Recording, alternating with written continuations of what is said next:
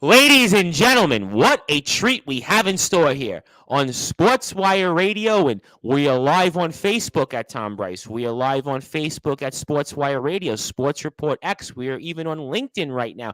We are also live on the Northeast Streaming Sports page on Facebook. We also make our debut right now for them on Roku as well, Northeast Streaming Sports, and we are also as well on YouTube at Sportswire Radio, Twitter at Thomas Bryce 2017, and I could not think of a better person than to kick off our debut for the Northeast Streaming Sports channel here than speaking about somebody that is the vigilante of pro wrestling. Forget about Crow, forget about Sting, forget about Vampiro, forget about all those vigilantes we're used to seeing in the world of professional wrestling, because this guy Bentley, he's going to be a big player here in 2022. He's got some huge matches coming up here, most notably one February the 13th for the biggest date ever against Mad Kurt, and we are going to talk about that here. And without further ado, here on the Sports Report, the number one global sports show, pro wrestling star here, the vigilante of pro wrestling, that's Bentley.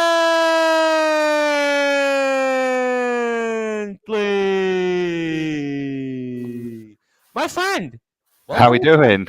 I'm great. I mean, I could not think of a better way, really, to kick off our partnership here with Northeast Streaming Sports and being on Roku. I mean, that's almost like being on WWE Network, being on Peacock, and we're on it here with you, my friend. I mean, congratulations. You've made history. I mean, I've made it now. I mean, thanks for the glittering intro. I mean, I wouldn't compare myself to Sting, but, you know. I was trying to think of vigilantes in professional wrestling to sort of compare you to, and I thought, all right, well, Crow was the movie, obviously, Sting, Vampiro to some extent. I mean, I'm trying to think of anybody else currently. It'd be kind of hard to say. I mean, I wouldn't say Brock Lesnar was a vigilante. I mean, he sort of would fall into that category these days, but obviously, my friend, you are our vigilante, and there's a lot to talk about here with you, and obviously we are just a few short days away from the biggest date ever, and you're going to be a huge part of that card, February the 13th against Mad Kurt. So for our audience now watching this on Roku, watching this on all of our streams on Facebook, Twitter, YouTube, LinkedIn, and of course listening on the radio end of it on sportnarium.com/player, set the tables for us, Bentley, and what we can expect in your match against Mad Kurt. So, from what I've never actually met Mad Kurt, from what I've seen online, I mean, everyone knows of Mad Kurt here in the UK. It's a bit of a bully, isn't he? A bit of a keyboard warrior. Someone I kind of need as a vigilante to take down. You know, because I don't want people like that in wrestling. Don't want people mouthing off, giving people, you know, abuse online. Just want people to be happy, and you know. So I'm going to have to do something about it. Interesting that you said keyboard warrior, because I've heard that term in politics all the time. People would say, they're just on Twitter and they just rant and rave and they don't do anything. But yet that's what Mad Kurt is kind of is. But it's interesting because you've never met him. No. You're going to have a match. We've seen the back and forth between you and him on social media. We saw your most recent video here. So, I mean, talk to me, though, about somebody that has really been that big of a problem, but yet you've never met him. I mean, so it's one of the things that aggravates me. One of the people online who abuse other people for no reason or just to make themselves more popular. So I don't have to have met him to, you know. Sure. So when it comes to it, he's just going to have to learn a lesson. And he definitely will learn a lesson. Yeah. No question about that. Something tells me after seeing your videos here that you're going to definitely make him a big example of what we're going to see in 2022 from Bentley. And then talk to me about the biggest date ever, because really, really excited about this card. We obviously have been talking about it here the past couple of weeks live and also on the radio. And talk to me about what it means to you to be a part of this card. I mean, it's one of the biggest cards I've been involved in, to be honest. It's potentially maybe the biggest match I'll have had in my career. So I'm grateful for the opportunity. And also it's got a really nice feel because it's a lot of different companies coming together and workers coming together to put on a show for the fans. And I think it'll be a good day and it'll be just a lot of people having fun, which is the main thing. Absolutely. And listen, we've been saying it here, and I'll make you laugh, and I'll probably make the promoter laugh. I mean, that's actually the day of the Super Bowl, but I've actually gone on the record here saying that forget about the Super Bowl, forget about the Royal Rumble that just passed. we're extremely excited about the biggest date ever. And of course, Bentley is going to be a huge part of that card as he has a huge matchup coming up here against Mad Kurt. Again, they've never met before, but yet they've had a feud that has been the talk of social media. So we're very, very excited about that. And also, another one of the matches that we've been talking about quite a bit, because it's going to lead into one of your matches upcoming, because we actually had him on last week, and that is Franco Varga. And Franco Varga is going to be in action here against Big T. And Franco Varga says he's the biggest wrestler out there. And Big T, we know Big T very, very well here on this show. I've almost gone on the record here, Bentley, saying that between the two of them, I don't even know if the ring will be able to stand it afterwards. I mean, you got to talk to me about a main event like this here between Franco Varga and Big T. Big T is one of the nicest people in wrestling, and he's also one of the biggest. And I don't understand personally myself how he isn't everywhere in the UK. So Franco needs to be worried of that when he comes over. I mean, because Big T's got a lot on his locker, and it's going to take a lot for Franco to get him even down to a knee. Listen, we had Franco on here, and Franco was, I wouldn't say very, very confident, but he certainly was confident in his own record here. I mean, but Big T, we know him. He's been around for a very, very long time. He has been, I would have to say, one of the most dominant big men that we've had here in the UK over the past 15 or 20 years. I mean, I know Franco Varga's coming back here. He has definitely made himself quite a home here in the UK when it comes to pro wrestling. But I mean, I don't know what he knows necessarily in terms of what he's up against Big T. And I asked him that question, and obviously we'd love to hear Big T's side of the story, but I still say, I mean, and Franco Varga has some huge wins. I mean, Franco Varga has beat Chris Masters, the Master Lock. He's been in the ring with Carlito. He's been on tours with, obviously, Ron Simmons. He's been a world champion all over the place. But Big T, I mean, again, to me, this is going to be a bigger match than Lashley and Lesnar. Well, I mean, also, what shape's Franco going to be in? Because I've got him 2 days before that. Well, we're going to get to that. You know, you're a good promoter, my friend, because I was going to say, you know, we got here coming up here, your match, February the 11th against Franco Varga. And knowing the run that you're on of late, I mean, I'd almost have to say, will Franco Varga even make it February the 11th? Well, last time he was in Bolton, he gave the fans a bit of stick.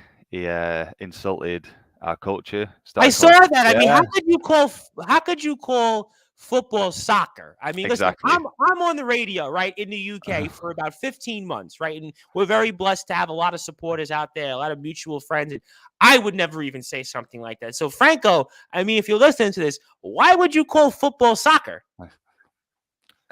It baffles me.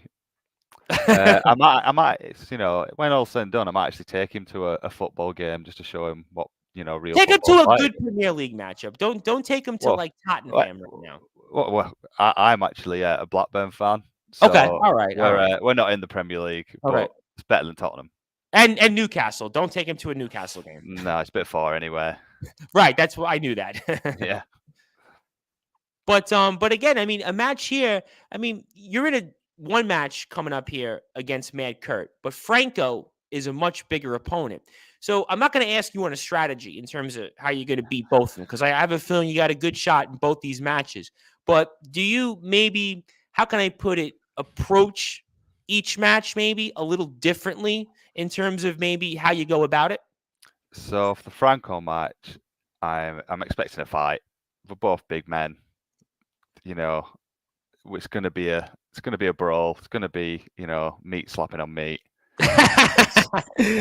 I love those sort of matches though. That's, you know, I'm a big hitter. So I know that. We've seen some of your packages, and we've seen some of that from GT Ministries and elsewhere. And also want to give a shout out to Bolton Town Wrestling, because you can follow them, of course, on Instagram as well at Bolton Town Wrestling. And again, pro wrestling in Bolton is coming up here. It's love at first sight. So certainly Valentine's Day weekend starts a little early, I guess. And so touching upon that very quickly, and I do want to talk about the main event and Joey Hayes, because Joey Hayes we've spoke about quite a bit here on the show. That's why I knew this was going to be good with you, Bentley, because I had a feeling we're going to know a lot of the same people. You're going to probably wrestle some friends of the show here. And Joey Hayes, of course, we know very well from being in the LWF, and you got to talk to me about him, because he's going to be a part of a huge main event here upcoming in Bolton Town Wrestling here next Friday.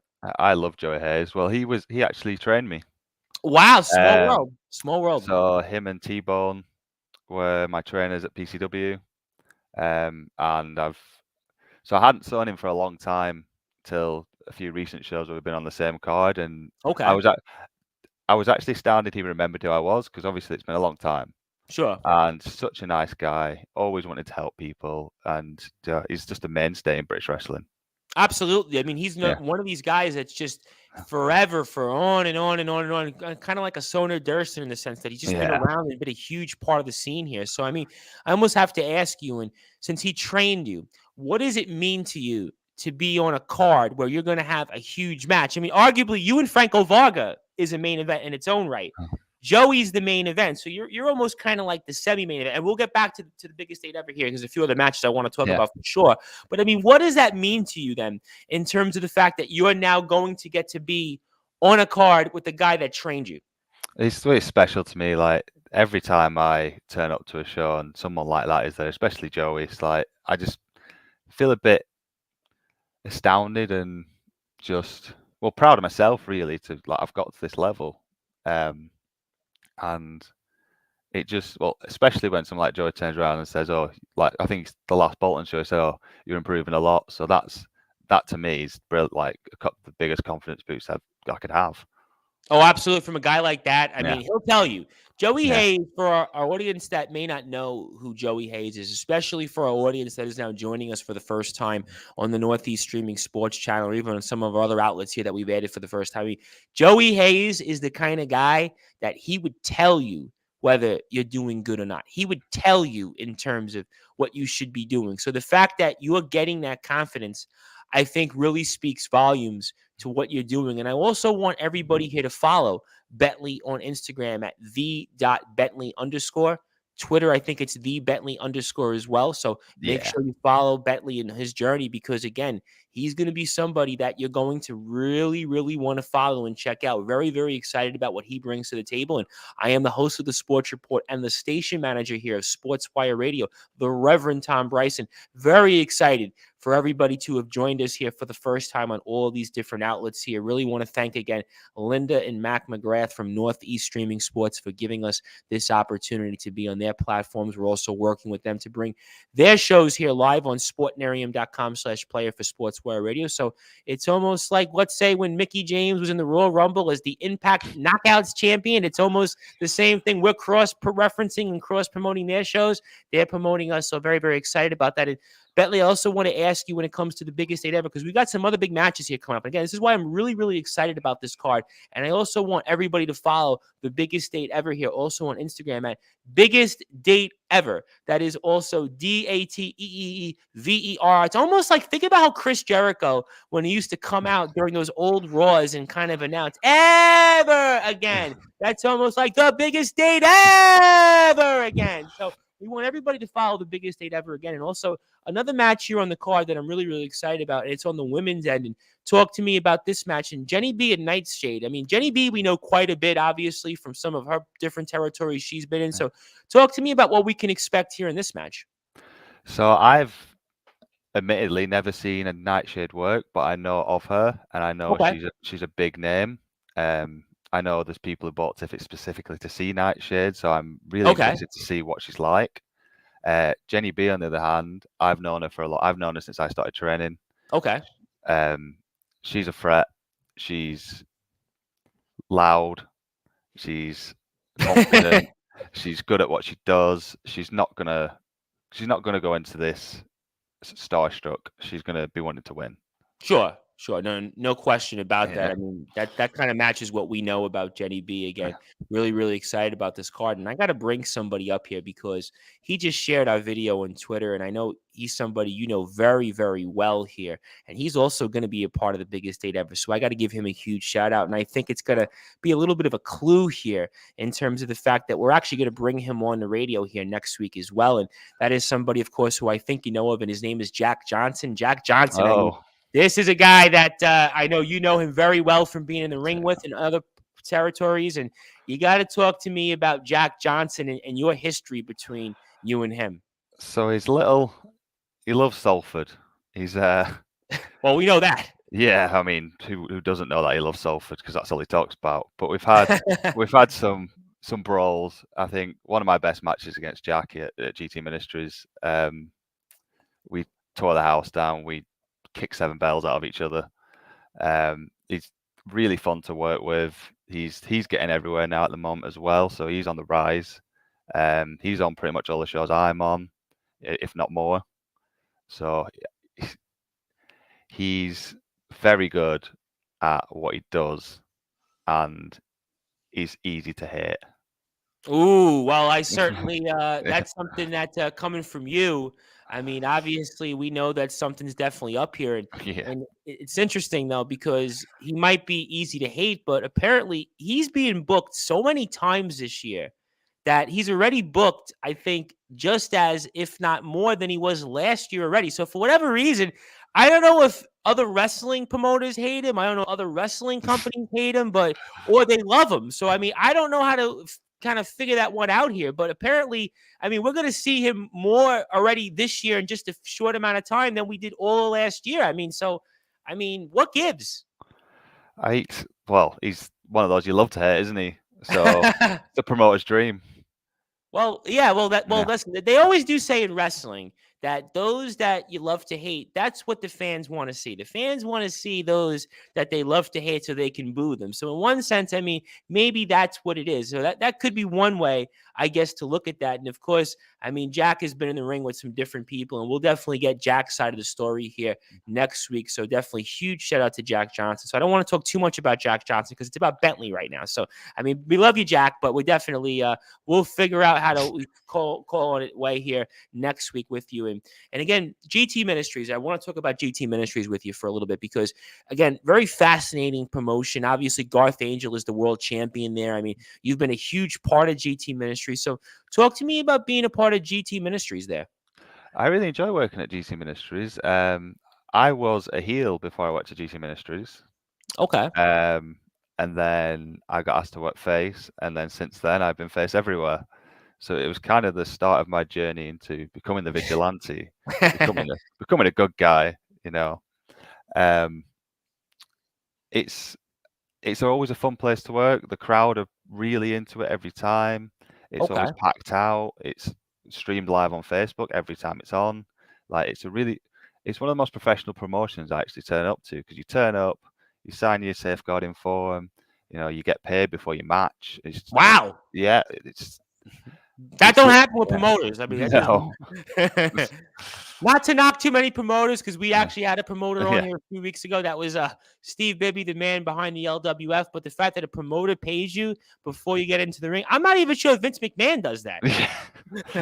I mean, I could turn up, accept it, and then walk off, but well, you could do that, but then you wouldn't get to come back. So yeah, I mean, so it's almost kind of a catch-22. yeah, and it's kind of helped me evolve as GTM. I've had some of my best matches there recently, and now I'd be entrusted with the main event on the next show because Sean only kind of kicked I my was gonna say, I mean, good segue, my friend. February the 19th, you're gonna be in action for GT Ministries, and you and Sean Only have had such an interesting history. You guys have been on the same side, and obviously, you guys aren't on the same side. So, I mean, talk to me about how it all kind of unfolded here. Where we're gonna see you and Sean Only in the ring upcoming on February the 19th.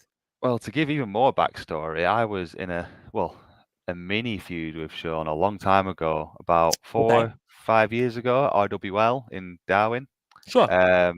I stole his victory in a 4-way, and then he eliminated me from the Rumble later in that night. So it was beginnings of a feud, but then RWL didn't have any more shows after that. Okay. So then, all these years later, Danger or us, so Jack Johnson, Ray Boylan, they started beating down Maverick Matt. Okay. So me and Sean thought, well, this isn't on. Ran out, saved him, challenged him to a 6-man tag the show after. We did that. We were doing all right in the 6-man. We were on our way to victory, and then things happened. I got pinned, and then Sean blamed me for the loss. I assume. Ooh. I haven't really had a proper answer off him. Kind of just picked Well, me that's been up. a long time without an answer. I mean, Yeah. you never got an answer. That's kind of a little peculiar. Yeah, he picked me up.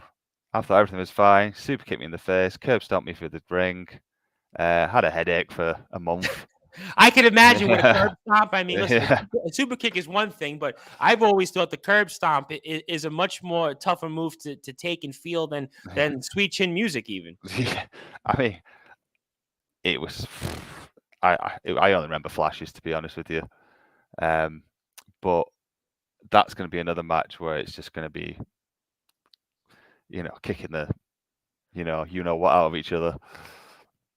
That's going to be a fun match Yeah. because if you think about it, right, those are the matches where you had a friendship and then it evolves into where you guys are bitter enemies. I mean, I almost have to think in a sense. Again, February 13th, we know it's going to be a great match. We know February 11th is going to be a great match, but something tells me here you got a lot of a pep in your step here. You've got being in the main event. You're in a match with a guy that you have quite a history for. I mean, that's got to make it in a way more fun in the fact that you're going up against somebody that you know so well, you have a history with, and on top of it, main event. Yeah, well, it's my first ever main event as well. So something to look forward to. I've got fire in my belly for that one. Well, you better have fire in your belly. You're in a Yeah. main event and it's your first one. I mean, Yeah. those are the ones. I know you're going to main event 100 more times Yeah. after this. I know you're going to win world championships, but the fact that you're actually going to be in your first ever main event, you're going to definitely remember this one. And Sean Only as well. He's experienced. He's been around a long time, so it's not going to be easy. Oh, for sure, for yeah. sure. There's no question that you're not. It's not going to be easy. But what does that mean to you then? To the fact that this is the first one. I mean, I know our goal when we get into wrestling is to win world championships, but the next option is to be in the main event. So you've accomplished that. We know that you're going to get more championships. You're going to do all these great things. But to the fact now, Bentley, that you're now in your first main event. I mean, what does that mean for you? Oh, it means the world. Like, so at the start of this year, I said to myself, well, I set some goals. So and bizarrely, the two or three goals I actually set myself, I've done already by well, I will have done by the end of February. So I'm going to have to set some new goals. So my goals were to main event a show, which I am doing, to get on a poster, because I'd never actually been featured on a poster before. Really? No. Okay. And also to wrestle an international talent, which is Franco. So I kind of need to come up with some more goals. Well, I mean, goals would obviously be winning the world championship and getting a chance to wrestle internationally. But I mean, again, there's a lot of different things to kind of break down here a little bit. I mean, wrestling an international guy and going back to Franco here, you think about where we were, obviously, with the pandemic and everything that's going on here, and the fact that you are wrestling somebody that's international and Franco, and I'm in New York, and Franco is from this end of the area. I mean, that's got to be a pretty cool thing to know that you're going to be in the ring with actually somebody that's not from the UK, despite what he may say about the UK, the fact that he might call himself the Queen's favorite wrestler and everything else like that, and the fact that he's called football soccer. But I mean, to the fact that you are actually in the ring with somebody that's international. Yeah, it's a big moment for me, because it's what people you start dreaming of, like wrestling people like that when you start wrestling, and the more you wrestle, the better people you want to work, the more internationally recognized people you want to work, because it helps you get better. Absolutely. And it's also, I mean, there's probably a different style as well. Well, there is in America. The American style will be different to the British style, so it'd be different. Well, exciting to work a different style. No question. I mean, again, Yeah. it's always good, I think, as a wrestler to do different styles because it helps you grow as being a wrestler. Because again, if you have the same match each time, now again, I realize it's almost kind of like in music, they say, well, it's hard to play the same note over and over. But as a wrestler, though, you still want to be able to expand your repertoire. You want to be able to learn different things. So I think the fact that we're able to do these different things here is something I'm very, very excited to see in you here. And I always like to ask this question, Bentley, and I always kind of curious, especially for perspective and now up and coming wrestlers like yourself. I mean, how did you get into professional wrestling? So I wasn't actually aware that there was a British wrestling scene. As bizarre as that sounds, No, you know what? It doesn't sound as Yeah, bizarre when you think yeah, about it. Believe me, we've yeah, done this for a while now on the radio. Not surprised at all. Not at yeah. all. So I grew up watching WWE. Wasn't really aware of any other companies, to be honest. Didn't even know about New Japan. Sure. And I played a lot of football till the university. Really, was playing football every week. And then I got bored of playing football because it was just a bit. Everyone was getting annoyed at each other when we lost, and people were arguing. And I just thought I want to do something that's fun. And then I thought, oh well, I love wrestling. Can you do that in the UK? Googled it. Preston PCW were opening Yep. the first academy, and I signed up. And then ever since then, yeah, it's been pretty much all wrestling. Done a bit of football on the side still, but at the moment I'm doing too much wrestling to even fit any football in. All right, so a lot to unpack there, Yeah. and we'll get into some of the current stuff here in a little while. But I want to talk about the fact that you're a football player, or you're still sort of playing football, and that kind of mirrors somebody that we know very well. That is the reigning, defending LWF champion, Reynaldo. And Yeah. Reynaldo's obviously a huge football fan, Yeah. huge football player.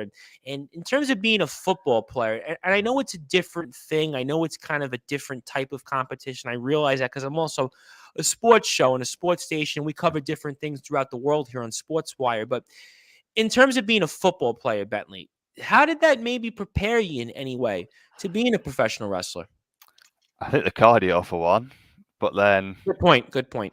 the wrestling cardio is another level to any other type of cardio I've ever done. I thought before I started wrestling, my cardio was good. It's something else.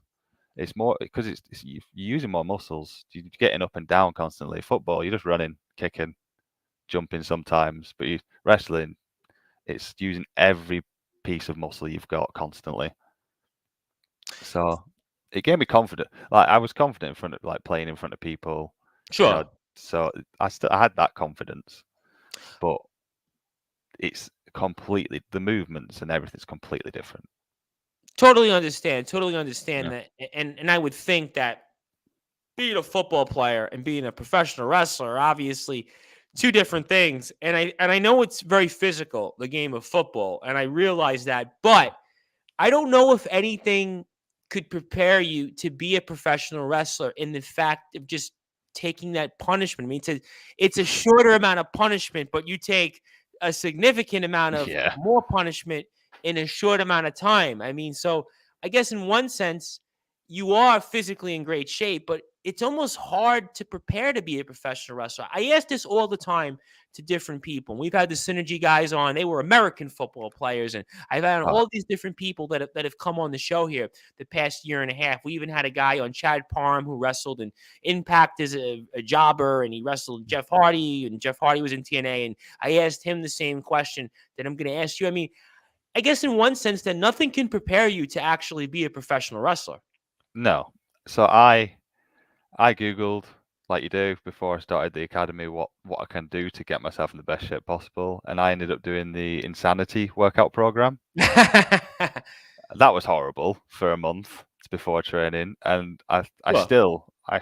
still struggled the first couple of months of training. Like if I miss 2-3 weeks of training now, it's just getting back in the ring and running the ropes is hard work. Like you've got to constantly be on it, or else you just lose that ring cardio. Like I go down just to run rope drills every now and again just to keep myself in that shape. I always found that running the ropes and just even doing that little stuff in the ring was so difficult. Yeah. People think they see it on TV. They go, "Oh, they're running the ropes. It's so easy. Oh, they're punching and doing all those things." No, but actually go in the ring and actually do it. I almost equate it to, and I'm going to make myself look bad and embarrass myself on TV, but I had a job. I was 17 going on 18. I had got a job working on a dock. And one of the things you had to do was to tie and untie the dock from the boat onto the dock. I couldn't figure it out for whatever reason. I just couldn't do it. And I think in a lot of ways, being a professional wrestler and actually learning how to fall and also running the ropes, I almost think it's the same way. In fact, I've almost made the comparison, Bentley, that being a professional wrestler is kind of like my experience. My one day working on the docks is almost like an apprenticeship. I mean, is that kind of like what you see as well?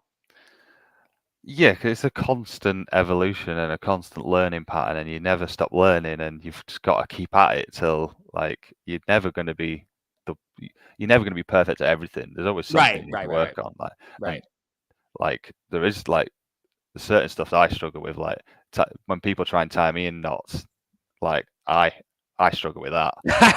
This is why I stick to the power moves. Well, I Yeah, can't blame you. Listen, you got to yeah, stick with what works, yeah, man. Listen, just do whatever you do in the ring. Just do what works. There's an old expression: if it ain't broke, don't fix it. So yeah. clearly, keep to that. That's why we call you the vigilante of pro wrestling. But I want to also go back to something in that was I found very, very fascinating because you talked about the fact you Googled pro wrestling in the UK. And we had Reynaldo on, and Reynaldo actually said he learned in Canada how to become a professional wrestler Oh, really? because 15 years ago, 15 plus years ago, back in 2004, 2005, when he wanted to be a professional wrestler, he didn't know in the UK if there was a training school. He didn't know if you could do that. He was like you in a sense that he was a fan of WWE. He would watch it and he always was like, hey, you know what? I want to try this thing. I had just graduated from university. Let me figure it out. I mean, from your vantage point in looking for a place, I mean, what was that like? Did you even think, hey, I'm going to actually do this? I mean, because in America, we think every state pretty much has a place to learn to be a Yeah, professional wrestler. It's almost like taken for granted. But in the UK, I mean, that's why we celebrate the likes of William Regal, unfortunately, what happened to him being released, or the British Bulldog, or, even those that aren't quite from England, but are from the UK, generally abroad, like a Drew McIntyre, or Becky Lynch, and so on and so on. Dave Taylor comes to mind as well. But we don't have that here in the UK like we have here in the States. I mean, I'm in New York. I mean, you could find any dingy gym and you could go and learn to be a wrestler. Everybody knows, right? But in the UK, it's a little far and few in between. I mean, so when you did that whole search of Googling, did you expect anything to come up? I mean, talk to me about that. I really didn't know, to be honest. It was more of just a curiosity. It was just, can you do wrestling in the UK? And I'll be honest, I didn't. I actually looked at a few. I think at the time I saw Preston was opening up, and I looked at Future Shock, and I was living closer to Preston at the time, so I thought it's going to be easy for me logistically to go to Preston. Right, right, right. Um, but now I think there are a lot more training schools now, because I kind of go to a lot of different ones now. I kind of tour around the training schools just to get different experiences from different people. So Sure. you've got the LWF training school, you've got Future Shock, Well, which we're is going to get into yeah, some of those because we know yeah, them very, very well here on the station. So yeah. go ahead. Yeah, you've got Future Shock, which I go to as well. You've got Top Rope, which is run by Sheik. Sure. Um, Pinfall, who are hosting Well, we know helping host Pinfall the from show. our Yeah, friend Tom McManus, who I'm sure you yeah. know very well, Mr. McManus. So there's a lot of different training schools just in the Manchester area now, which is brilliant if you want to start wrestling. Talk to me about that then over the past several years, because I do feel like in a way, and talk to me about this because obviously you're the professional wrestler and I'm not. I mean, do you feel like the scene here in the UK has exploded over the past few years, even with COVID? Is that something that you find as well? I feel like since COVID it's exploded. So I think it's helped it be rejuvenated. Kind of obviously we had the period of no wrestling, um, and then it seems to be there's a show every week or twice a week now. I see Thursdays now. Yeah, It used to be you have just a Saturday show or a Sunday show because one company would work one weekend, so the other one wouldn't want to yeah, interfere with that talent and then work the weekend afterwards. But now, I mean, I've even seen Catch had a Monday show before the end of the year. I mean, it seems like now we're going to the point that we're seeing shows like 3 and 4 days a week. yeah. I think they're on Monday next week, and then I think you've got I can't remember the name of it. Tuesday Night Graps. I think that's Okay. on tonight. That's on tonight. I think in Manchester. And then you've got shows running midday Sunday and the evening Sunday. So you've got two different promotions working the same day, separate times, so you can go to both. Listen, that shows you Yeah. that we're definitely going up here in the wrestling world. And one of the reasons why we're really, really excited about the professional wrestling scene here in the UK is our guest here to kick things off for us on Roku and the Northeast Streaming Sports Channel. That is our very dear friend Bentley, of course, the Vigilante of pro wrestling. You can follow him again on Instagram at the.bentley _ Twitter. It's the Bentley _ So make sure you check him out because he is a part of a big matchup coming up here February the 13th from our friends over at the biggest date ever. He is going to be wrestling Mad Kurt. Again, this is going to be the match that's probably going to shut some people up on Twitter. It's going to shut some people up on Instagram, definitely on social media, because we got a feeling the Vigilante of pro wrestling is going to one-up Mad Kurt, to say the least. He'll also be in action. Get this, ladies and gentlemen, February the 19th for GT Ministries in the main event. That's right, the main event, and his first main event here against Sean Only. So really, really honored about this. Also, February 11th, he's going to be against Franco Varga. And we'll see if Franco Varga now makes it to February 13th, because something tells me the Vigilante of pro wrestling, Bentley, is going to have a thing or two to say when it comes to Franco Varga and everything he's saying about his big UK tour. So we'll see if Franco Varga now makes it to February the 13th. And I am the host of the Sports Report and the station manager here of Sportswire Radio, the Reverend Tom Bryson. If you like what you hear from us on Sportswire Radio, please like us on Facebook at Sportswire Radio. You can also subscribe to our YouTube page at Sportswire Radio. You can also catch us on Facebook at Northeast Streaming Sports. Sports Report X on Facebook. Give us a follow. LinkedIn, Thomas Bryce. Also Twitter, Thomas Bryce 2017. Instagram, the Sports Report 2021. And we have a whole bunch of options at it. Also, if you have Roku. Now, if you have Roku or if you haven't gotten Roku, make sure you go to Northeast Streaming Sports, because we're going to be live here. We're also live here. We're going to break it. We're going to be live Thursday night here, 8 p.m. British Standard Time, 3 p.m. Eastern Time, with the Odyssey Pro Wrestling Overboard Rumble winner, Andre Decker. I guess you could call Mr. Decker the number one contender of Odyssey Pro Wrestling. We're going to speak with him, and he's going to have a lot to say, because he could very well be the Odyssey Pro Wrestling World Champion here coming up on April the 19th, as he'll be a part of a huge card against Ryan Hunter. We'll talk about Mr. Hunter here in a little while with Bentley, and, of course, the natural born fighter, R.P. Davis. So definitely be with us Thursday night. We'll be live on Roku again. So looking forward to that. And we're talking all things related here to the world of professional wrestling with the Vigilante of pro wrestling. That is Bentley. And Bentley, I do want to talk to you then also about, well, Ryan Hunter. I kind of brought it up. I mean, you were in the ring with him a while ago, and he is a huge star in Markham. He is a huge star in Markham. He is one of the biggest stars I can think of out there. So I know it was a while ago when you wrestled, Mr. Hunter, but talk to me about your experiences of being in the ring with the Odyssey Pro Wrestling World Champion, Ryan Hunter. It's been a long time, maybe 4 or 5 years. But he hits hard.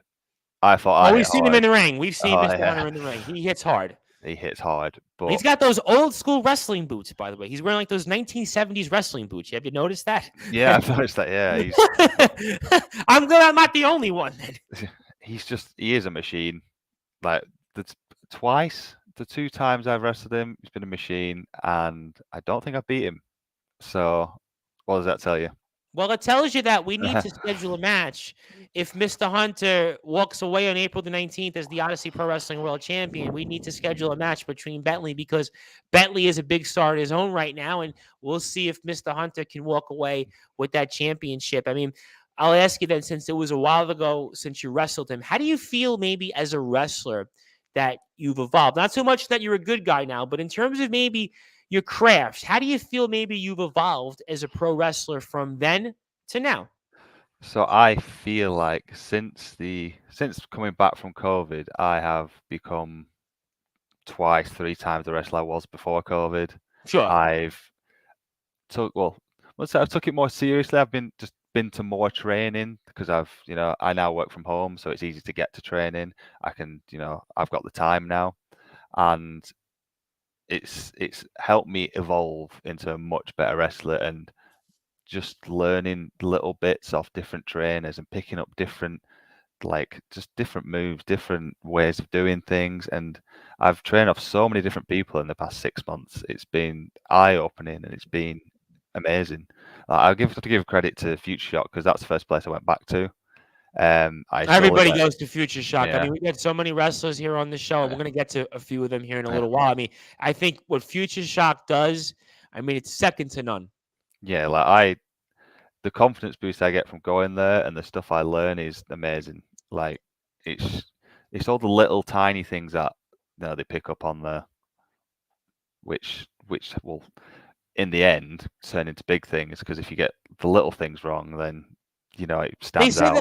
They say that in anything in life, and I always bring up the theory of music and playing a little bit of music. I can't say that I'm a musician of any sorts, but when I was playing, in college and such, and after that, they would always say that you had to get your little things right, whether it was your tuning of the guitar, whether it was your ear, and whether it was being able to play to the song and all those different things. And I think being a professional wrestler, those little things are the most important parts, because listen, you can't do the big things without the little things. And we've seen you in the ring, you do some big things. So you got to get those little things right here. And I also want to ask you, I mean, what does it mean to be the vigilante of pro wrestling? I mean, that's the most important part I got to ask. I mean, it gives me a purpose. It gives me, like when I originally came up with the idea, because I'm in real life quite a nice guy. Okay. And I was just thinking, there's a lot of bad in the world. There's a lot of stuff that goes on that that shouldn't be happening. I thought, why doesn't someone stand up for the little guy? Why doesn't someone take a stand? And I thought, there's a lot of people in wrestling who need sorting out. And there's a lot of people who take advantage. Who step on other people to get where they want, or bully people, or just attack people for no reason. So I thought, what, someone needs to stand up for these people. So I kind of take it as a sense of pride that I'm doing this now, and I'll stand up for anyone who needs it.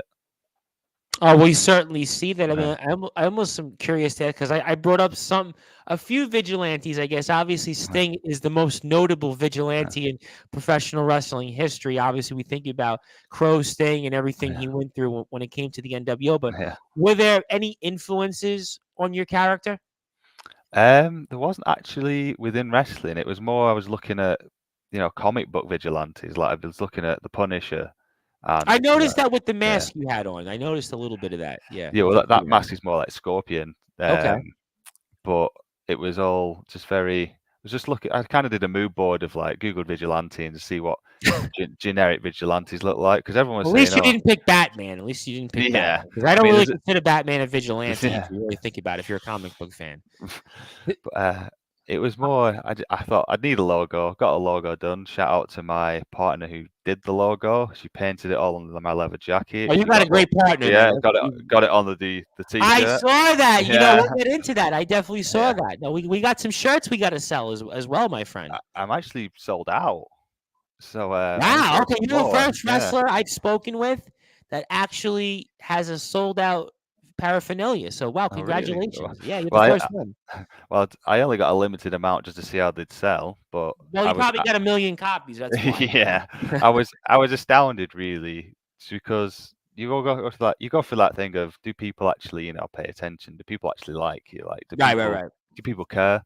And so I thought, stick it up, see what happens. And I was like, to me, surprisingly inundated with people asking to buy it in different sizes, and so it was overwhelming, but it was also, it gave me a sense of achievement as well. Okay, no, I could definitely see that. And again, I mean, great design. So clearly your partner knows what she's doing, because you got a really, really cool design. And I was thinking of vigilantes real quick. And speaking of, I guess it's not sort of comic books, but it's more movie, really. I always think of vigilantes. I got to bring up John Wick, because John Wick for me has got to be one of the biggest modern day vigilantes. And I probably shouldn't admit this since we're on Roku or on live on TV, but actually one of my biggest influences, or I'm a big John Wick fan. In fact, I saw John Wick 3 more than 10 times in the movies when it came out. So, I mean, I know you don't look like John Wick. I know you don't quite have that John Wick vibe, but when it comes to vigilantes, I mean, certainly John Wick would be at the discussion. So I would have to at least throw a John Wick reference in there or two. Well, I'm going to upset you now, because I've never seen it. Really? You have not seen John Wick? Okay. Okay, well that's new. I would have thought, okay, everybody would have at least saw the last John Wick. I mean, the other vigilante that comes to mind is Jason Statham. I think if Jason Statham, he would be a big for our UK audience. I think he would be at the list as well. He would have to be somebody I'd throw out there. I mean, I'm sure you've seen a Jason Statham movie or two at least. Yeah, I mean, I've All got right, more all hair. right. I've got more hair, but All right. Well, I wasn't going to compare hair. I mean, certainly we're going to talk to you about professional wrestling. So, I mean, we'll certainly keep that for the next conversation. But I did want to ask you also in when it comes to training, and obviously you mentioned the LWF Training Center and the academy there, and we do a lot of work with the LWF. We had on some people I'm sure you know of, like the scenario Nathan Gunn last week. In fact, I'll make you laugh. We actually had Davey Getsky sort of interfere in my oh, segment with the scenario Nathan Gunn because they've had kind of like a big clash over the past few years. So we've become very good friends with a number of people in the LWF. Helena Razor came on recently, and Wildfire Nate Reese with it each and every week. In fact, he's in feuding with a guy you probably know in Bob Costin. He and him have a back and forth, and a number of different people in the LWF. Steve Bibby, the owner of the LWF, came on a few weeks ago. We have Mikey Fitzgerald. He came on. He's back with us this Monday. So we've done a lot with the LWF. The Guiding Light, Isaiah Quinn, has actually a show, Guiding Light Radio. He's a part of the LWF. Gorgon, part of the worst team. He's obviously been a part of the show here as well. So it's a long list of people in the LWF. I pretty much ran like down half the yeah. roster, and Nick Cutter's been on here as well. So I wanted to ask you about the academy because I really feel like the LWF Academy is a really special place. And what have you learned from there? I've learned how. Well, it's how like crowd work's good, like a good thing at LWF because the crowd's really up for it there. So I've learned a lot from Troy Ryan. From Oh, we know Synergy. him very Yeah, well. They were on from Synergy. WWE Network not too long ago. Yeah, they were. So he's such a nice guy, like one of the nicest Yeah, you people. look at him and he's like this like Scott Yeah, Steiner version of the yeah, UK, and then you speak to him and it's like he's really well mannered, he's well spoken, and yeah. you would never know that this guy's like a strong man. You really never know.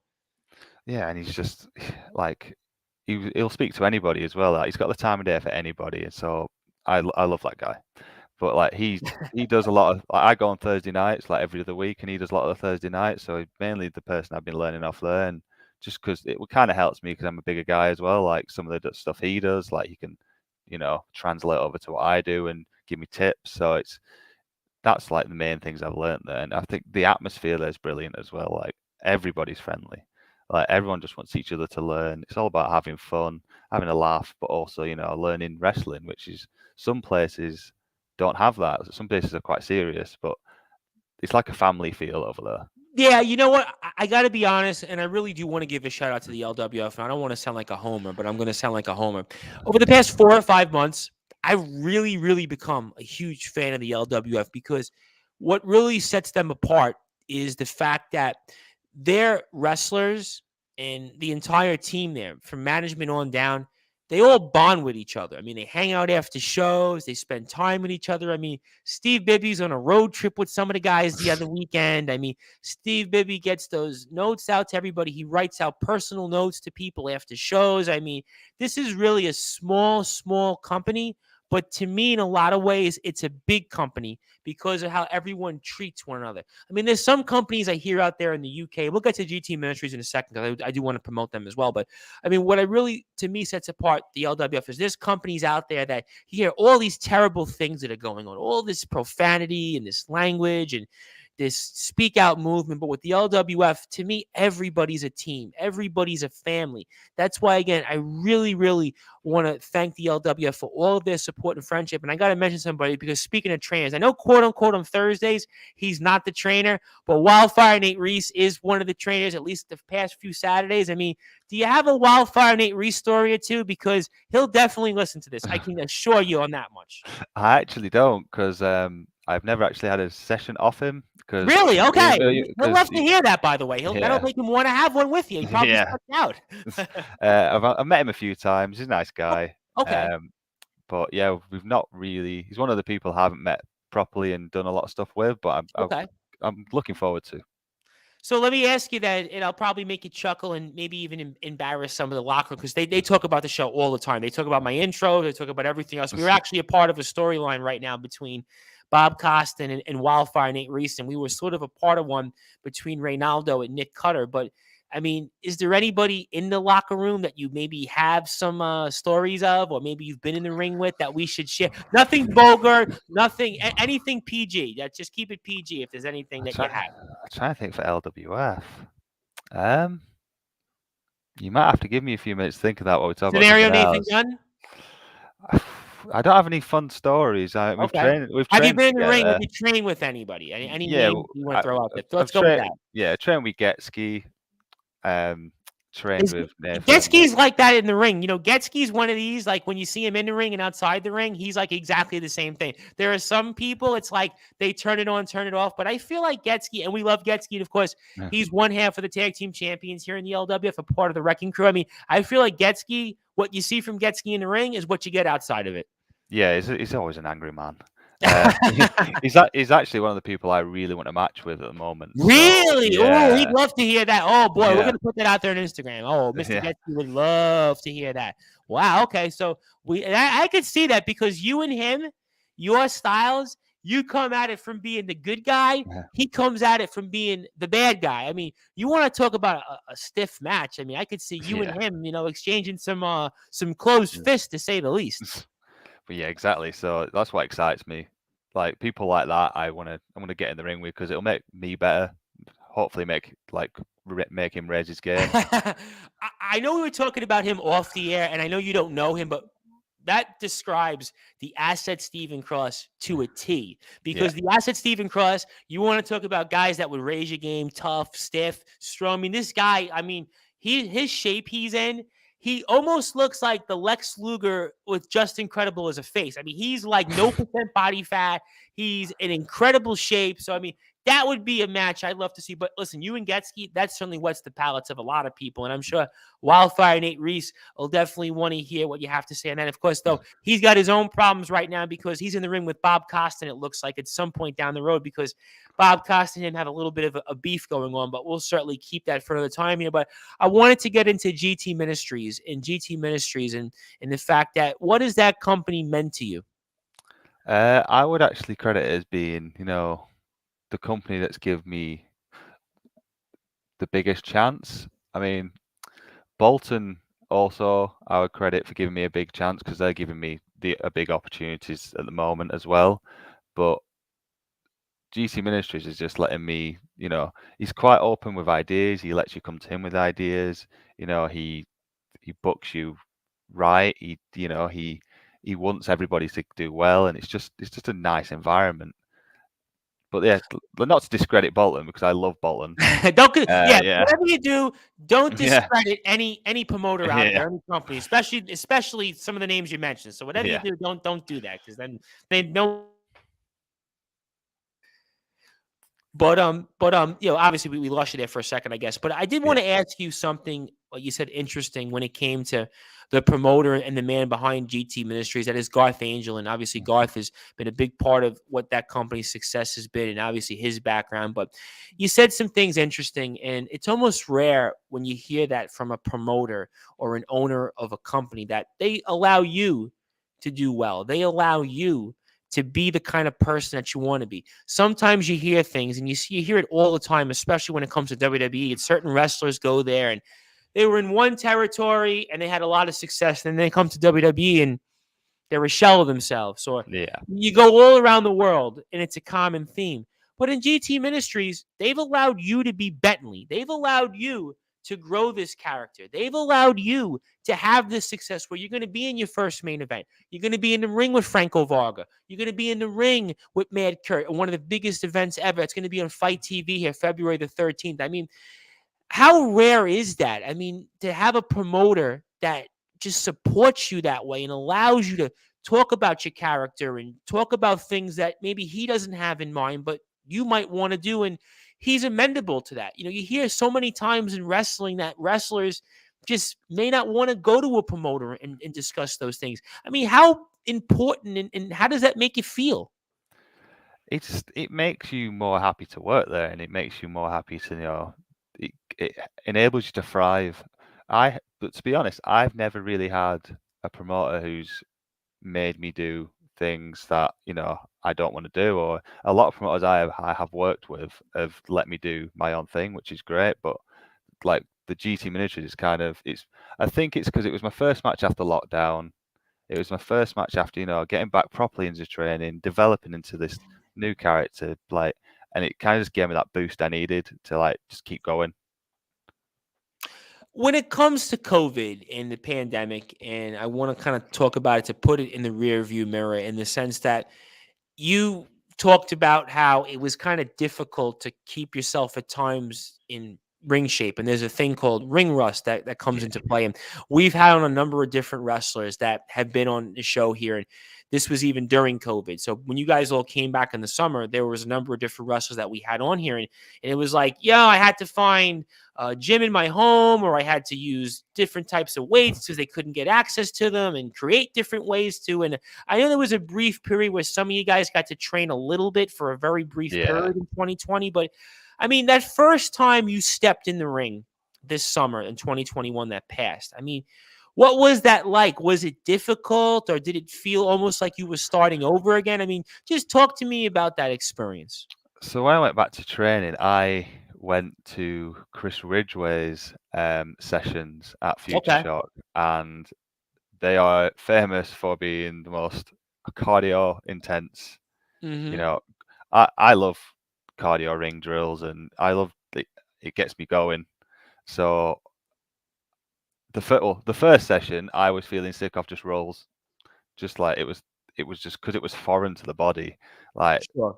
we'd done the warm up. Well, the warm up was wasn't it was what was it 25 to 10, so it's 25 jumping squats and then 25 press ups, but then you do 24 24 all the way down to 1. So it was just stuff like that, and then just doing normal rolls, getting into the rolls. I was nearly sick, so I had to go outside and have a sit down, and that was just like wow. It was kind of a reality check of like, right, there's a long way to go, but I kept going twice a week, and I was by 2-3 weeks in, I was just smashing the drills, doing a lot of rope running rolls, rope running bumps, and it's what I needed to get me back into ring shape, ready for that, because I had that date ready for GTM. So I Right. thought, right, I think I had 2 months because till shows were back, and that's when training started like earlier, and I had that long to just smash training, and I went all into it.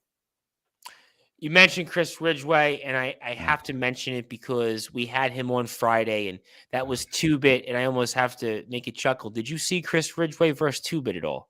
I didn't actually know. Okay. That sort of makes two of us. I mean, I've seen Yeah. drips and drabs, but I mean, I then have to ask you though about Chris Ridgway. I mean, I'm assuming you've been in the ring with him in some capacity, or at least watched him as he trained the other wrestlers. I mean, what is he like? Because I would have to say, of all the wrestlers that I've spoken with, when they describe Chris Ridgway, I don't know if he's been the most successful wrestler in the scene in the UK. I mean, obviously that's a different discussion, but in terms of maybe like his craft and what he brings to it, he might mean the most, if that makes sense. I mean, watching Chris Ridgway, or at least being a part of those sessions, I mean, what was that like?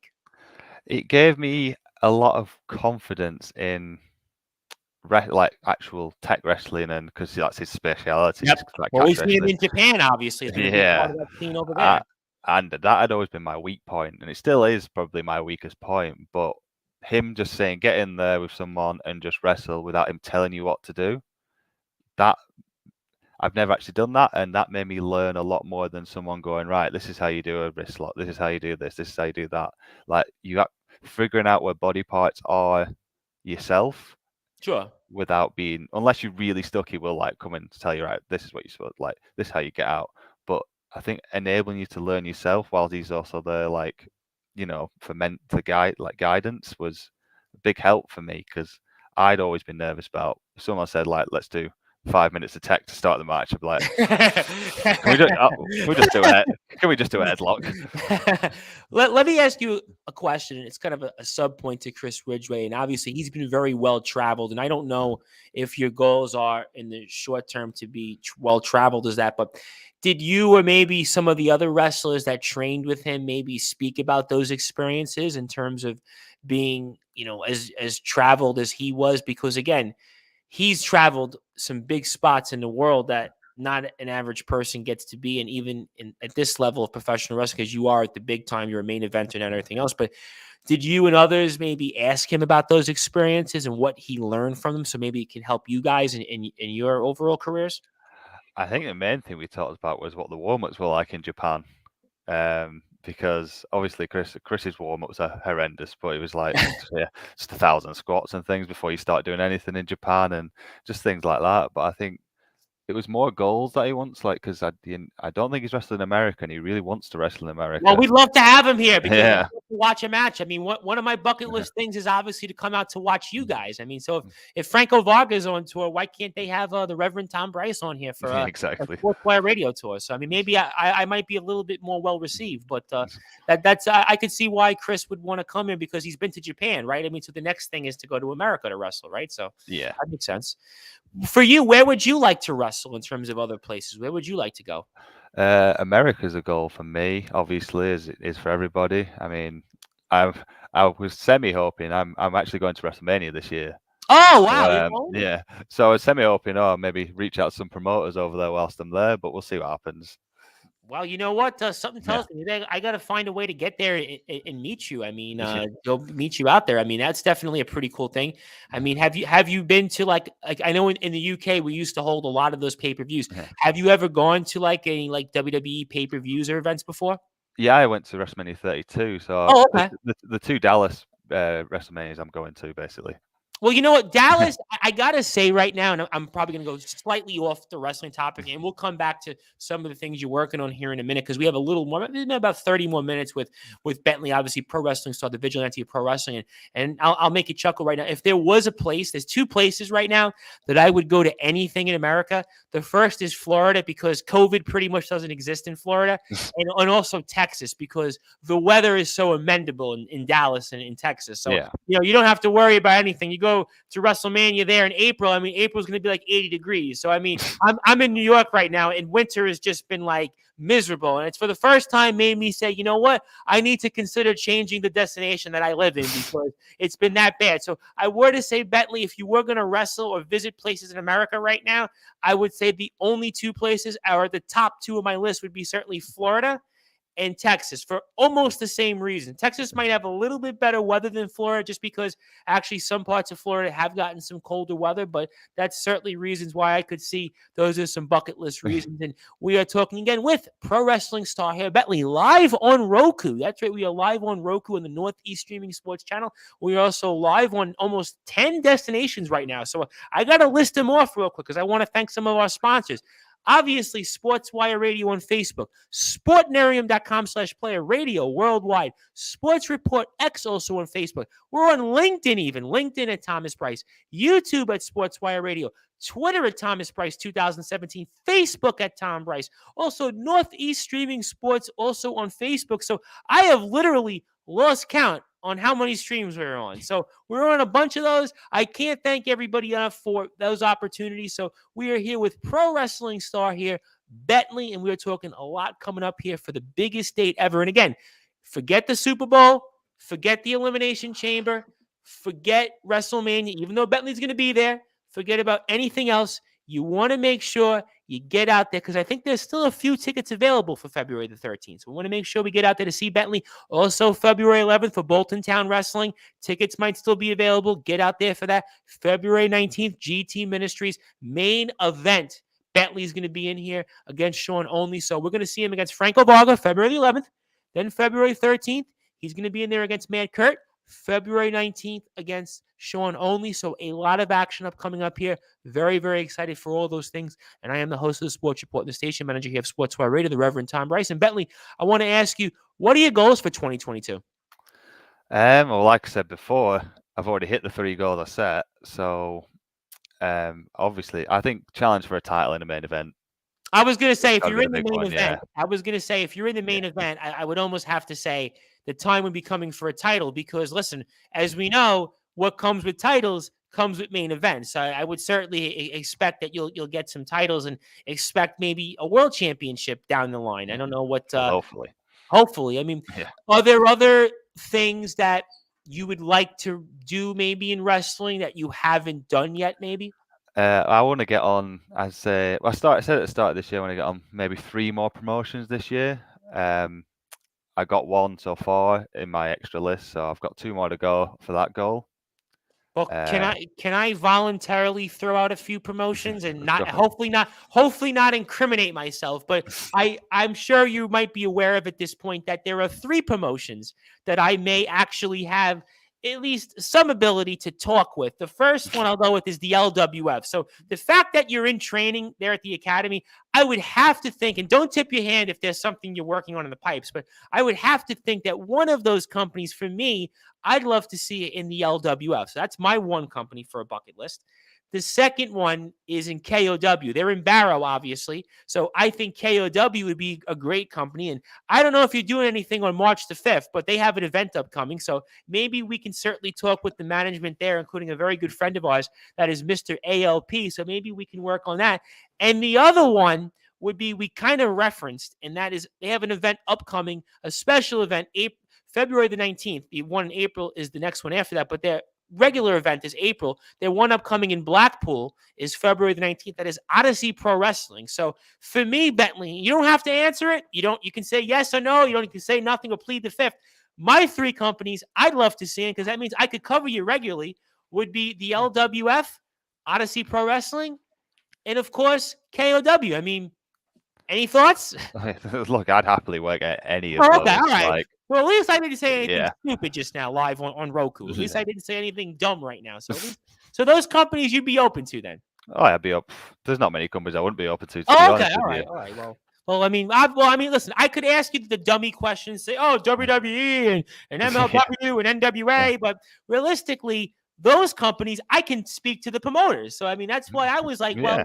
if I can talk to the promoters, say, let's have Bentley in the ring. I mean, stay tuned. But I also wanted to ask, 'cause I never got a chance to ask you this question. And obviously, again, tremendous honor to have you here. I got another about 15 to 20 minutes or so with you. But who are some of the wrestlers that maybe you looked up to in terms of making you go into saying, you know what, I want to do this. I want to be a wrestler? So my favorite wrestler ever, obviously, The Rock. But my second close favorite is Triple H, and it's not Really? not many people's favorite wrestler is Triple H. Why is that? Tell me why you're a Triple H guy. I just if you watch everything he does, it's so meticulous and so good, and he's so good at what he does. And to be fair, his entrance for me just tips it off. Anyway, I can watch Triple H entrance every day.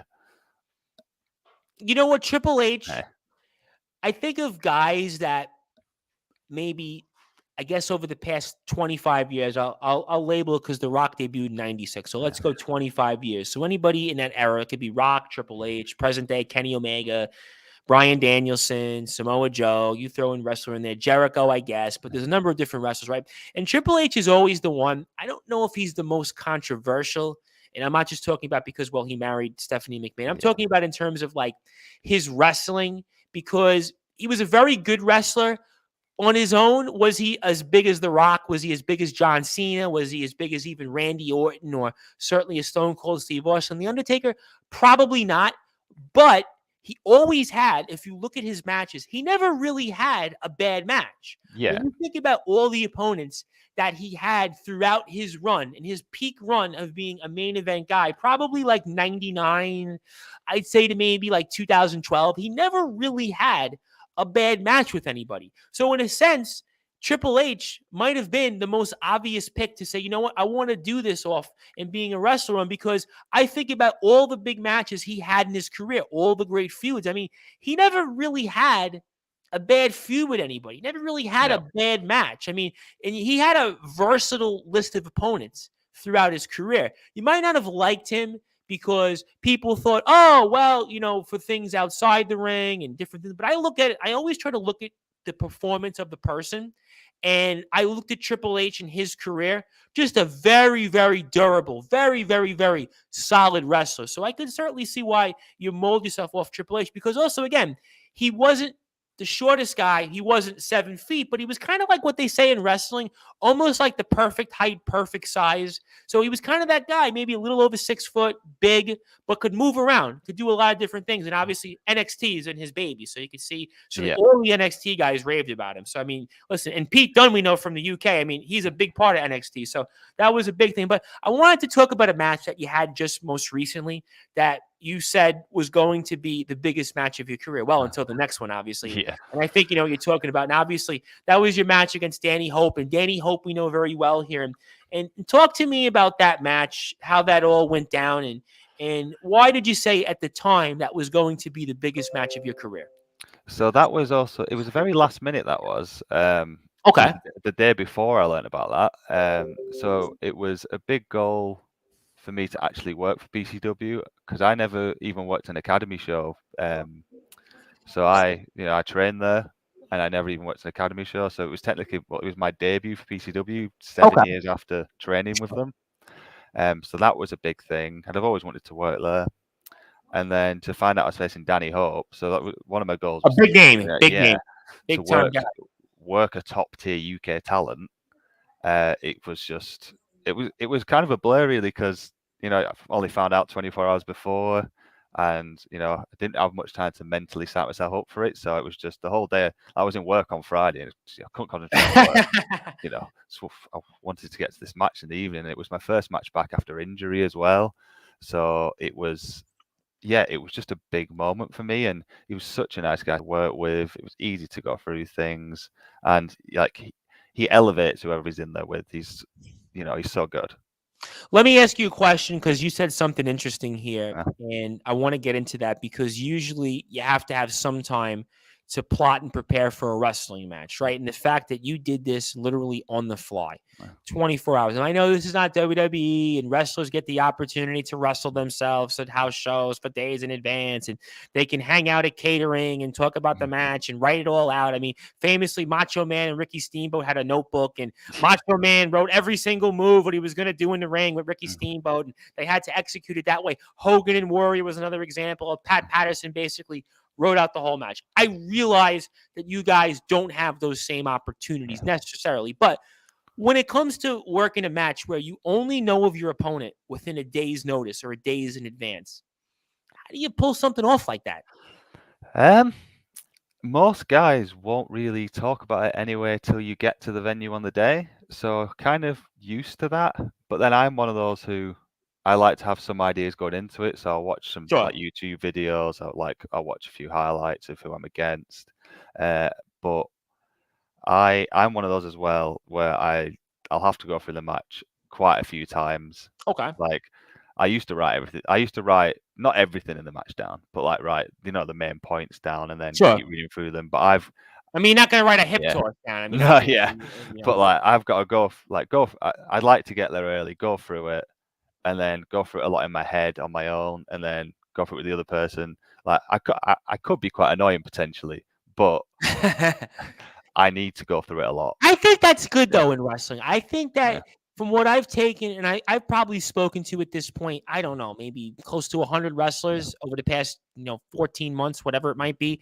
And I do feel like in wrestling, you have to be kind of annoying because otherwise, how are you going to be able to work the kind of match that you want to, or also and overall to help your career? I mean, I feel like if I'm a wrestler and I just sat in the back all day and I just waited till my match came and I didn't speak to my opponent or I didn't do whatever, I would feel like the match would come off poorly executed. So I kind of think maybe being annoying is actually good in wrestling. Yeah, yeah, maybe. But I tell you though, that match with Danny was the most nervous I've ever been. Like before going out the curtain, just because of the occasion of it for me.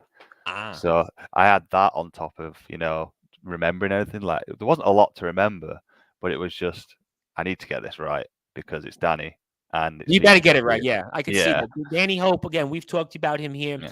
on the past in the show, so I don't blame you on that. And I got to ask you here before we get some closing thoughts and a few other things on some of the matches that you have coming up here. I mean, talk to me about the promo package video you had. We're kind of introducing Bentley because I thought that was very, very well done. I mean, how did you pull something off like that?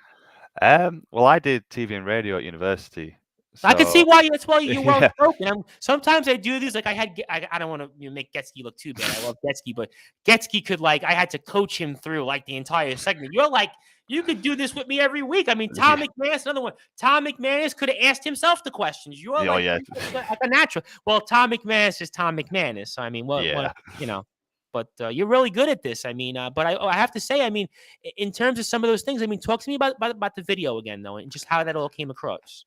Yeah, so I've always, so I like to incorporate because I don't do TV and radio stuff as my day job. I I like to sometimes incorporate that into my hobbies and my other like wrestling. So I edit my own music entrance video anyway. So because I try to get as much clips of my matches as possible. Sure. So I had an idea about, well, I've kind of just been this generic face or heel for a long time now. I kind of need something like, and then I came up with the idea. I thought, you know what, let's just introduce this character because I can't just turn up to a show and be like, oh, this is me now. Right. So I thought it was kind of like wanted it to be cinematic as much as possible. Like it wasn't filmed on anything special. Just used my Samsung camera, which I think is pretty, or my Samsung phone camera, which is pretty good these days anyway. I Okay. got my partner to film, mate. Like we were just going through ideas, and then I just put the You're edit. lucky to have Yeah, somebody that films your yeah, videos. Sometimes when I film like introductory videos for like right. when the show comes on or when I speak with a wrestler, I'm like holding my phone up and I'm making sure that nobody's in the background and I got to make sure I'm in a spot because I don't want to disturb anybody or whatever it might be. And I'm outside. I don't want to have too many loud cars Yeah, pass by because I live in a main intersection off a main road. So I yeah. mean, you're lucky that you actually have somebody that could actually walk you through your videos because I've been doing this for 3.5 years almost, and I don't have any of that. So you're very lucky in that sense. Well, yeah, she's great. She's very supportive. So, but like with things like that, it's easier for someone else to film. But actually, Right. when I film my own actual promos, for some reason, it may be different if someone else does it. But if my partner helps me film my promos, I can't concentrate fully. So I've got to at the moment I've got to film my promos on my own, which is Well, don't know why.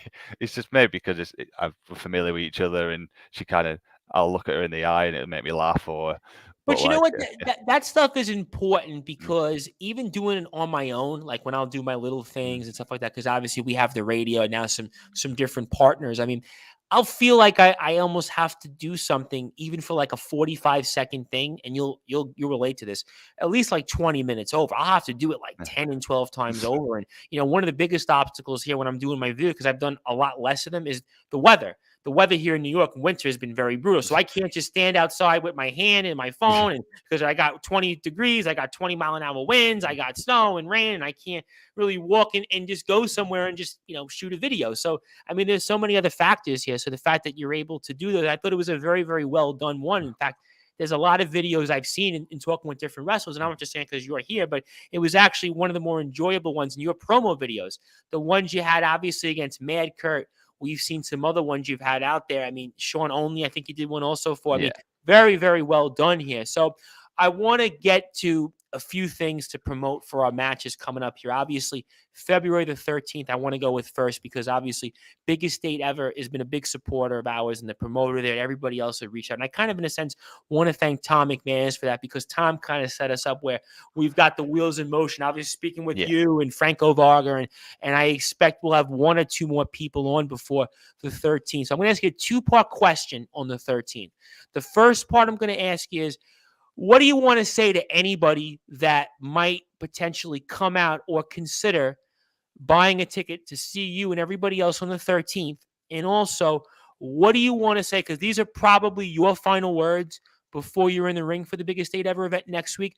What's your final words to Mad Kurt? So those are my two questions for a one-parter. So if you want to just come and watch some wrestlers having fun, doing what they do best, and there be no obviously animosity between the wrestlers, but no animosity backstage. Everyone just putting a shift in, putting on a show, a good Sunday afternoon, the day before Valentine's Day. You could bring your partner if you want. Um, you know, just it'll be a fun afternoon, and that's the main thing about wrestling. It's got to be fun. Like So that's what will happen. But as for Mad Kurt, it might not be fun for him. But basically, Kurt, you're gonna show up. If you start trying to be a bully in person, then I'm double the size. So we'll see what happens because it could be a bad day for you, Kurt. Could certainly be a very bad Yeah. day. Like. Also, though, I've been told if you use Bentley as the promo code, it'll take the booking fee off your book online. Oh, wow. Okay. Wow. Yeah. I didn't know that because we Yeah. had Mr. Varga on last week. We were Yeah. promoting the event, and Mr. Varga didn't give us that. Is that something that was just added recently? Because Just we hadn't today. been told that. Okay, yesterday. Yeah. Okay, that's why I was going to say because we had been in touch with the promoter, and I didn't realize we had that. I wish I would have known that beforehand. We would have did that. So repeat that one more time for anybody that might want to come out on the 13th for that promo code. Give us that promo code one more time. Just the word Bentley, capital letters. I think it might not matter if you don't put capital letters. Just check it out. And it'll take the online booking fee off, which is good because it's one of those things that's annoying when you buy a ticket online. Oh my God! Listen, we have that here in America, and I'm sure you have it when you go to Premier League stuff. And I used to go to hockey games all the time here in America. I had season tickets for hockey, and they used to load you with the fees. I mean, the fees were like 20% of the ticket. You're like, oh well, I'm buying a ticket for let's say £40, your end, which would be about almost $50 here, and you'd say, oh, all right, I'm going to pay $50. No, you wound up paying like $70 because of fees and surcharges. So the fact that we're going to lessen that load when it comes to tickets there. Very, very excited about that. So February the 13th, we will see you against Mad Kurt. And I'm going to ask you same question February the 11th for Mr. Varga, because obviously we'll see if Mr. Varga makes it to the 13th. But this is the match that I'm very, very curious on your thoughts on. So give me thoughts to anybody that may come out on the 11th.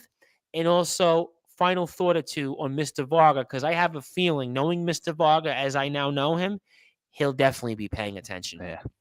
So that show in Bolton, it's always an amazing night in Bolton. It's always packed. The atmosphere is great. They love me there in Bolton. So Franco's coming into my backyard, really. It's kind of my, the place where I've, developed and become, quite high up on the card. So he's not just coming to fight anybody in Bolton. He's coming to pretty much fight, one of the faces of Bolton. So he's walking into a lion's den, I would say. So if he's prepared for that, and he's prepared to, have a big meaty battle, then bring it on, Franco. You know what? Something tells me, and I know that Mr. Varga is supposed to land here, I think, by the end of the week, toward the weekend, that Mr. Varga is going to definitely have his work cut out for him the entire next couple of weeks. So, Mr. Varga, we'll see if he's going to eat some of his words. We'll see if he'll have crow to eat, certainly after these things. But there's no question that Mr. Varga is going to have his work cut out for him at the very least on February the 11th with Bentley. Certainly, if he survives Bentley, February the 13th against Big T. And again, I know Franco Varga has had some big wins. I know he's been in the ring, obviously, with the likes of a Chris Masters, Carlito. He certainly has a resume that speaks for itself. He's won world titles. In fact, he just wrestled the other week against EC3. So EC3 was the TNA Impact World Champion. But something tells me that EC3 might have been great. Carlito might have been great. Chris Masters might have been great. But Bentley, he has never been in the ring with somebody like Bentley. So again, EC3, Carlito, Chris Masters, move on over because Mr. Varga, you're going to have your work cut out for you against Bentley. So that's going to be February the 11th. And last but not least, unless you have anything else you want to promote match-wise, February the 19th, your main event, your first ever main event here against Sean Only. No pressure, right? Against a heated nemesis, somebody you have a long history with, but no pressure, right? But February the 19th, you're in the main event. You're the guy that's going to close the show here. So give me your final thoughts here for Sean Only and also for anybody that's going to come out and watch you and everybody else here for GT Ministries. You know what? There's not going to be any pressure facing Sean because I ain't going to be laser focused on kicking the snot out of him. It's literally, if you want to see two men batter each other because they've got, a lot of animosity after what's happened, then get down to GT Ministries because it's going to be one hell of a main event. Oh, ladies and gentlemen, I think that those are the words. So listen, forget about anything else with GT Ministries. And I know we're going to have a big card, but all you have to do is get out there February the 19th, and in his first ever main event, it's going to be Bentley versus Sean Only. We've been following this feud here for quite a while here live on Sportswire Radio, and I can assure you that this is going to be the main event that you are going to want to pay, whether it's 8 pounds, 10 pounds. I don't know how much pounds it is at this point, but I'll tell you one thing. Forget about the Elimination Chamber. Forget about who's going to be in that, because February the 19th is coming, and that's going to be the match that I'm going to want to see. I'm going to want to make sure I shell out my pounds. I might even have to find a way to fly out to the UK to watch you in action. I mean, I don't know if it's possible, but maybe we'll figure a way out. But certainly very, very excited about all those things. And Bentley, it's been a tremendous honor to have you. It's been a tremendous honor to serve justice with you. It's been a tremendous honor to get your story and why you're the vigilante of pro wrestling. So I'm going to ask you this last question before I get closing thoughts from you, my friend. And I know you've had a lot of moments in the ring. I know we have some big moments upcoming that if I asked you this question in a few weeks, you'd probably change your answer on. But for our audience watching and listening to this, give me if there's one or two moments that stand out most in your career so far.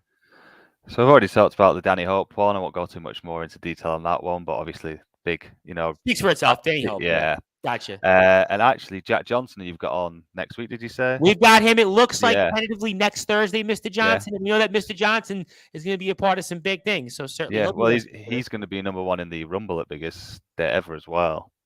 But yeah, so I faced Are you in the Rumble as well, by the way?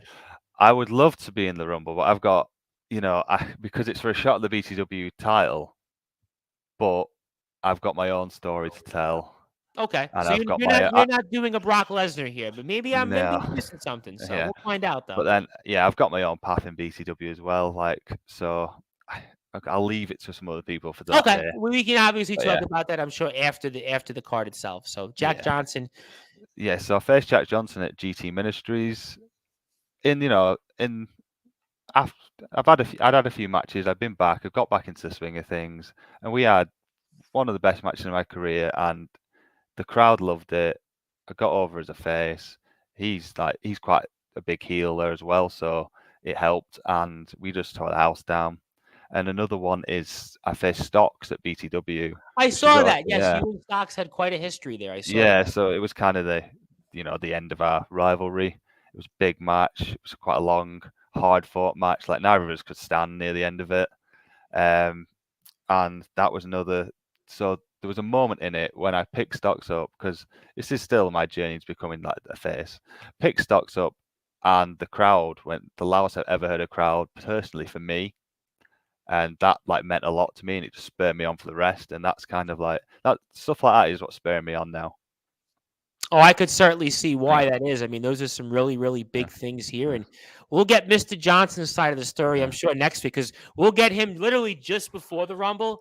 And then on top of that, we'll talk about you, I'm sure, quite a bit. So really, really excited about Jack Johnson. And Danny Hope is somebody we spoke about. And again, one more time, everybody, if you want to follow Bentley, Instagram, it's the.Bentley_.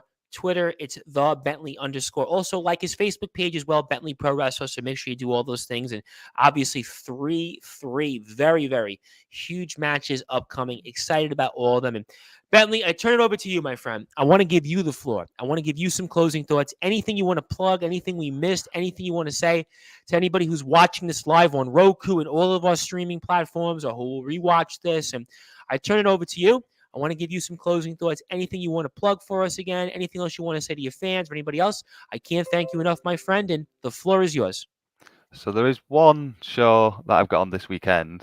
It's kind of a nice little story for me, because it's the first time I've been back to the PCW Academy since, for a long time, since I started training there. Sure.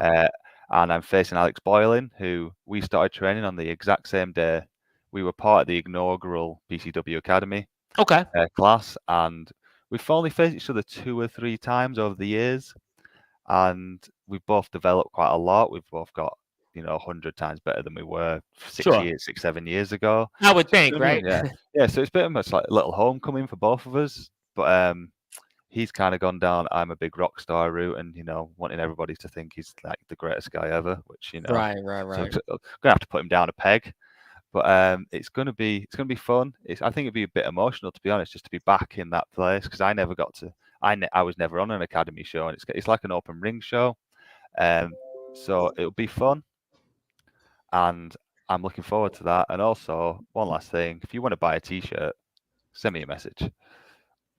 Well, I Yeah. might want to count me in for that. So I mean, obviously, but you said it was sold out. So we'll obviously Yeah. we'll work on getting a shirt here in the next few weeks. I mean, so we do like to wear our shirts. I mean, I have a recent Rogan shirt. I don't know if you know recent Rogan. Yeah. We have a recent Rogan shirt, and we have a few shows here on the station on Sportswire Radio that I actually have a shirt for. It's the Sit Down Marks and the Rewind Wrestling podcast, and also the Grapple with Canada podcast. So a lot to unpack there. Obviously, February 5th now we have a matchup coming, and 3 other huge matches. And I'm sure this is going to be the year that Bentley serves justice. This is going to be the year of the Vigilante. So really, really excited about all those great things. Also, again, follow Bentley on Twitter and Instagram. Twitter, _. Also, Instagram, _. Also, you can find out more information on Bolton Town Wrestling.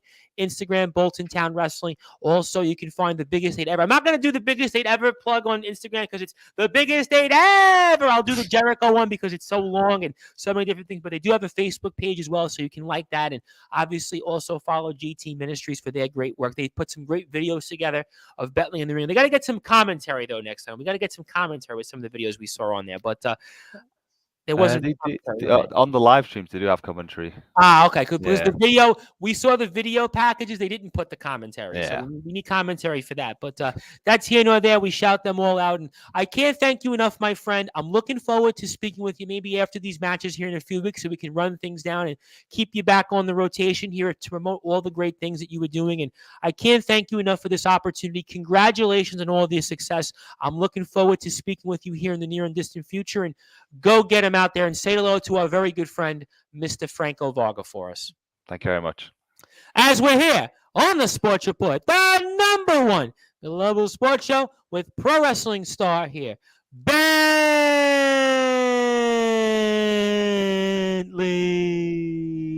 who is serving justice for us as the Vigilante of pro wrestling, as he is going to have some big matches coming up here.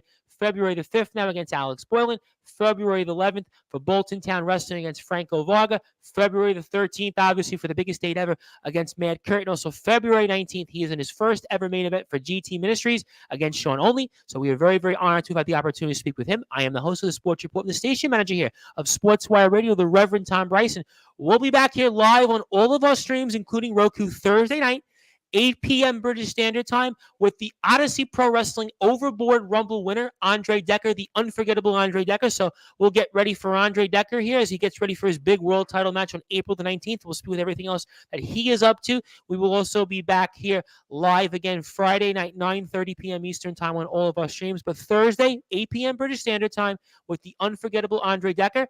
Also, sportnarium.com/player. And if you are on sportnarium.com/player, we will have some content here, probably about a half hour. So it's in pro wrestling. We'll have, I think, a work in progress and Wrestling with the Truth and Grapple with Canada podcast. So if you like radio shows with wrestling talk, we'll have that here provided in a few minutes. So I am the host of the Sports Report and the station manager here of Sportswire Radio, the Reverend Tom Bryce. For everybody on Roku, on Northeast Streams, also on Facebook as well for Northeast Streaming Sports, thank you for listening to us and watching us for the first time. We'll be back on all of our streams Thursday night here, UK time, Thursday afternoon Eastern time, and on sportnarium.com/player, you'll get a marathon of a work in progress shows here in a half an hour. We were just with Bentley. I am the host of the Sports Report and the station manager here of Sportswire Radio, the Reverend Tom Bryce, and good night, everybody.